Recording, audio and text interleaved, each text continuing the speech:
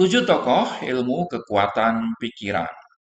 Sejarah peradaban manusia penuh dengan para filsuf, mistikus, dan penulis yang menyatakan satu kebenaran universal, yaitu pikiran kita adalah arsitek dari realitas kita.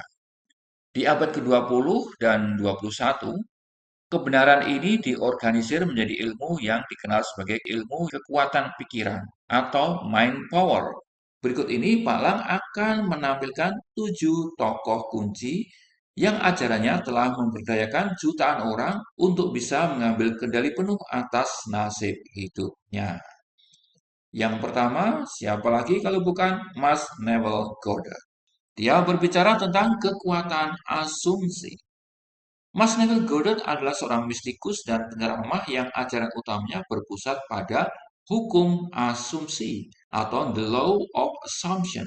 Mas Neville menyatakan bahwa satu-satunya Tuhan yang ada adalah imajinasi manusia. Hati-hati dengan kata Tuhan ya. Tuhan di sini bukan Tuhan pencipta alam semesta itu ya.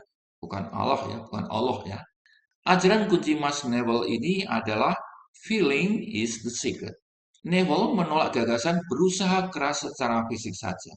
Ia menekankan bahwa manifestasi terjadi ketika kita berhasil mengasumsikan dan merasakan keadaan dari keinginan yang sudah terpenuhi, atau istilah dia itu the wish fulfilled. Neville mengajarkan kita untuk masuk ke kondisi relaksasi mendalam sebelum tidur, atau kondisi SAT ya, state akin to sleep, saat gerbang pikiran bawah sadar terbuka. Kemudian mengulang satu adegan imajinasi tunggal yang menggambarkan hasil akhir yang diinginkan. Sampai ketika kita tertidur dalam perasaan kepastian dan kebahagiaan. Neville membebaskan kita dari mitos takdir yang kaku. Ia mengajarkan jangan pernah berfokus pada bagaimana atau kapan. Fokuslah saja pada rasanya ketika keinginan itu sudah terjadi.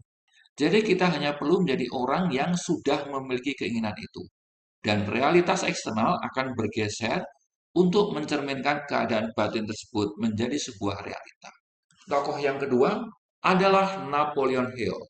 Napoleon Hill adalah salah satu pelopor terbesar dari gerakan pengembangan diri. Karyanya yang paling terkenal adalah Think and Grow Rich. Saya membaca buku ini waktu mahasiswa kelas 1 di UGM dulu. Saya beli bukunya, buku bekas rombongan di pasar, di shopping center namanya ya, di ujung Malioboro, Jogja. Think and Grow Rich adalah buku yang berisi hasil penelitian Pak Napoleon Hill ini selama 20 tahun terhadap para tokoh sukses di Amerika. Hill menyimpulkan bahwa kunci utama kesuksesan adalah memiliki tujuan utama yang definitif yang didukung oleh keyakinan yang kuat. Hill menyajikan 6 langkah praktis untuk mengubah keinginan menjadi kenyataan yang melibatkan menuliskan jumlah uang yang panjenengan inginkan, batas waktunya, apa yang panjenengan berikan sebagai imbalan atau pengorbanannya ya maksudnya, lalu membaca pernyataan ini 2 kali sehari dengan perasaan yang intens. Hill mengajarkan bahwa pikiran ketika dicampur dengan tujuan, ketekunan, dan tindakan akan menjadi kekuatan yang tidak terhentikan, unstoppable. Dia memotivasi kita untuk mengatasi kekalahan sementara dan menggunakan Mastermind Alliance atau aliansi otak cerdas ya sebagai kekuatan tambahan. Tokoh yang ketiga, Wallace D. Wattles ya, terkenal dengan The Science of Getting Rich ya. Meskipun hidup di akhir abad ke-19, ajaran Wattles menjadi sangat populer di awal abad ke-20 ini. Bukunya The Science of Getting Rich ini menjadi dasar inspirasi bagi banyak penulis modern. Ajaran kunci beliau adalah berpikir dengan cara tertentu atau thinking in a certain way. Wattles menyatakan bahwa kekayaan dan kelimpahan adalah hak setiap orang, dan kunci untuk menariknya adalah dengan berpikir dan bertindak dengan cara yang pasti dan terstruktur. Jadi panjenengan harus memiliki gambaran mental yang jelas tentang apa yang panjenengan inginkan, dan mengisi gambaran itu dengan keyakinan dan rasa syukur yang tak tergoyahkan. Ia menekankan penggunaan will atau kehendak untuk mengarahkan pikiran agar tetap fokus pada gambaran ideal, bukan pada kekurangan. Wattles menghilangkan stigma kemiskinan dan mengajarkan bahwa menjadi kaya adalah hal baik, etis, dan mulia, asalkan digunakan untuk meningkatkan kehidupan diri sendiri dan orang lain. Ini merupakan sebuah ilmu pasti. Jika panjenengan mengikuti langkah-langkah yang disajikan oleh beliau, panjenengan pasti akan menjadi orang kaya. Tokoh keempat adalah Earl Nightingale. Earl Nightingale, seorang pembicara radio dan penulis, dikenal karena merevolusi industri rekaman motivasi. Rekamannya tahun tahun berapa ya? Aku lali. Tahun 1956 kalau nggak salah. Itu ada rekaman terkenal banget yang berjudul The Strangest Secret. Itu terjual lebih dari 1 juta kopi dan memenangkan penghargaan Gold Record saat itu. Ajaran kunci beliau adalah kita menjadi apa yang kita pikirkan. Rahasia yang paling aneh, The Strangest Secret, sangat sederhana namun mendalam, yaitu kita menjadi apa yang kita pikirkan. Nightingale menekankan pentingnya tujuan yang berharga atau worthy ideal. Ia mengajarkan bahwa begitu panjenengan memutuskan apa tujuan panjenengan dan menghabiskan sebagian besar waktu untuk memikirkan tujuan itu secara positif, panjenengan akan mulai bergerak ke arah itu dan tujuan itu akan bergerak ke arah panjenengan. Pesan Nightingale ini sangat langsung. Kegagalan hidup sebagian besar orang disebabkan oleh kurangnya tujuan yang definitif. Ia mendorong kita untuk duduk, menuliskan tujuan kita, dan membiarkan pikiran kita menjadi kompas yang kuat menuju pencapaian tujuan itu. Tokoh kelima, para sedulur, yaitu Pak James Allen. James Allen adalah seorang penulis, seorang filsuf dari Inggris, dikenal melalui bukunya yang ringkas namun sangat mendalam, yang berjudul As a Man Thinketh. Ajaran kunci beliau adalah karakter adalah takdir. Allen berfokus pada tanggung jawab pribadi dan hubungan antara pikiran internal dan karakter eksternal. Ia mengajarkan bahwa keadaan hidup kita saat ini adalah cerminan sempurna dari pikiran terdalam kita. Allen menyarankan bahwa kita harus secara sadar menyaring dan menyingkirkan pikiran-pikiran yang merusak diri sendiri dan menggantinya dengan pikiran yang membangun dan berintegritas. Allen mengajarkan bahwa kita adalah tukang kebun dari jiwa kita.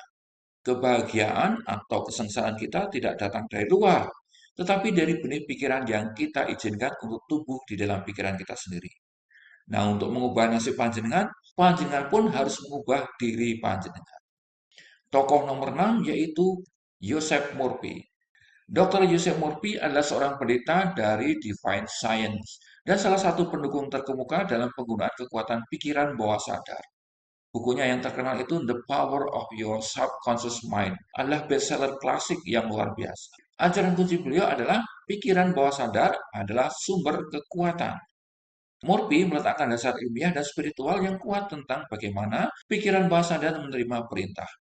Pikiran bawah sadar adalah bank memori, emosi, dan keyakinan yang sangat kuat dan sifatnya adalah universal. Murphy mengajarkan teknik afirmasi spesifik yang diulang sebelum tidur atau saat bangun. Murphy juga memberikan harapan yang luar biasa pada kita semua, bahwa ternyata tidak ada masalah yang tidak dapat dipecahkan oleh kekuatan pikiran bawah sadar. Cukup tanamkan ide yang jelas dan positif, dan pikiran bawah sadar panjenengan akan bekerja sepanjang malam untuk menemukan solusi dan mewujudkannya. Kemudian tokoh terakhir yang tidak kalah terkenal adalah Ibu Florence Scovel. Florence Scovel adalah seniman, penulis, dan guru metafisika asal Amerika. Ajaran-ajarannya yang terkenal ada dalam bukunya yang berjudul The Game of Life and How to Play It. Dia sangat berfokus pada kekuatan kata-kata yang diucapkan atau spoken words sebagai manifestasi dari keyakinan. Jadi ajaran kunci beliau adalah permintaan yang jelas dan penuh keyakinan. Shane mengajarkan bahwa hidup adalah sebuah permainan dan kita harus tahu aturan-aturan mainnya. Aturan utamanya adalah kekuatan afirmasi yang diucapkan dengan iman yang tak terbatas. Setiap kata yang panjenengan ucapkan adalah benih yang ditanam.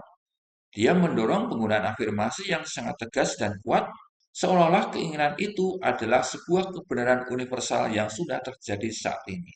Misalnya ya, semua jalan terbuka sekarang bagi arus besar uang ilahi ke dalam hidup saya. Dia juga mengajarkan pentingnya tidak melawan masalah, tetapi hanya menyatakan hasil akhir yang diinginkan. Sin menyederhanakan spiritualitas menjadi aksi yang praktis. Ia meyakinkan kita bahwa Tuhan selalu merespon, tetapi kita harus membuat permintaan yang jelas dan kemudian melangkah maju tanpa rasa takut. Jadi, jika panjenengan berbicara dengan keyakinan, hal-hal yang mustahil secara fisik akan menjadi mungkin. Nah, prosedur sebagai kesimpulan saya sampaikan. Ketujuh tokoh ini, meskipun berasal dari era dan latar belakang yang berbeda, semua menyuarakan pesan yang sama. Panjenengan memiliki kekuatan untuk mengubah hidup panjenengan dari dalam ke luar. Baik panjenengan memilih fokus intens Neville Goddard pada perasaan, struktur terperinci Napoleon Hill, atau penggunaan spoken word ala Florence Scovel, prinsipnya tetap sama, yaitu kekuatan terbesar panjenengan adalah kemampuan panjenengan untuk memilih apa yang akan panjenengan pikirkan, rasakan, dan yakini. So, panjenengan harus ambil kendali atas kesadaran panjenengan hari ini dan mulailah membangun takdir yang selalu panjenengan inginkan. Salam seger waras.